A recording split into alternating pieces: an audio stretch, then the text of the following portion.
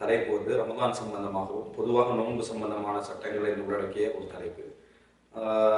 பல உரைகள் பல மார்க்க விளக்கங்கள் அதிகமாக இருப்பதனால இது ஒரு நிமிடத்துக்கு ஒரு மசாலா என்கின்ற அடிப்படையில் சுருக்கமாக எல்லா மசாலாக்களையும் சுருக்கமாக ராஜியான அந்த கருத்துக்களை இந்த இடத்திலே சொல்வதுதான் இந்த தலைப்புடைய அடிப்படையான நோக்கம் என்பதை சொல்லி நான் ஆரம்பிக்கிறேன். முதலாவதாக நோன்பு என்றால் என்ன அப்படின்னு நம்ம தெரிந்து கொள்ள வேண்டும். நோன்பு என்பதை பொறுத்த வரைக்கும் நம்ம வந்து உண்ணாமல் சில விஷயங்களை கட்டுப்படுத்தி கொண்டு இருப்பதைத்தான் நோன்புன்னு சொல்லப்படுகிறது.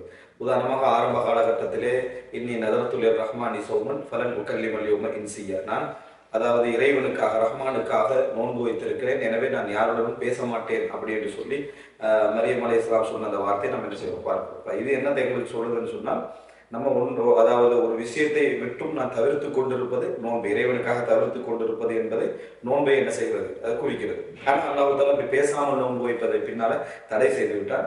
இஸ்லாமிய அதாவது ரசூலுல்லாஹி ஸல்லல்லாஹு அலைஹி வஸல்லம் இறுதி தூதருடைய சமுதாயத்திற்கு வழங்கப்பட்ட நோன்பு எது என்று சொன்னால், சில தடுக்கப்பட்ட அதாவது உணவு குடித்தல் அது போல இன்னும் சில விஷயங்கள் தடுக்கப்பட்ட விஷயங்களை இஸ்லாம் அதாவது அனுமதித்த உணவு குடிப்பானம் போன்றவைகளை தவிர்த்து இன்னும் பாவமான காரியங்களை தவிர்த்திருப்பதை தான் நோன்பு என்று சொல்லி வழங்கப்படுவதை நாம் பார்க்கிறோம்.